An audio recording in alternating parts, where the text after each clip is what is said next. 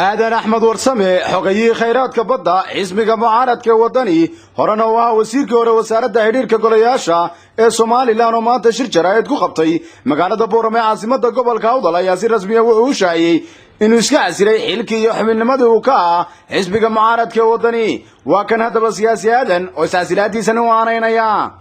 halkan waxaan maanta dadweynaha uga sheegaya reer Somaliland anigoo Aadan Axmed Warsame Wacays kana tirsanaa xisbiga wadani ee mucaaradka waxaan lii sheegay markaa inaan maanta in halkan ka baaqinayo inaan ka baxay xisbigii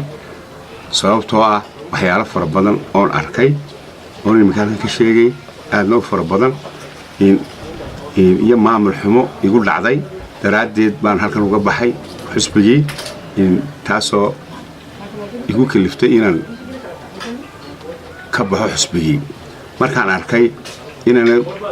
wanaagsaneyn ololaha la wadaa markaan arkay in caliidnimo badan ka socoto meesha markaan arkay in dad lagu xaqiriyo meesha markaan arkay inaan la ixtiraameyn daraadeed ayaa waxa halkan maanta inaga cadeynaya inaan مسؤوليتنا كهيا حسبية أو هاي إن وزيرها شارو مينستر نيجوها حبين كم إذا قولها الرحى نيجوها قريبة فلنتا نيجوها قولها الرحى وياها خيرات كبطة تاس أولا أنا وهيدا كولر وهي وحنسكع سليمان تعرمها يدا سبب الله خصوصا لحريرة درادد ما مضر ما شكل علي يدون سفي عن لو معمولين كالسوريدينا وكران نقطة إن هدي لهاي أنا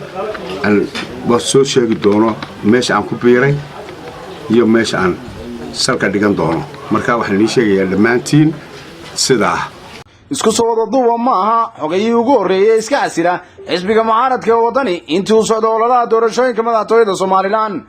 Hussein Atiye Jamaat Television caalamka University TV magaalada Boorama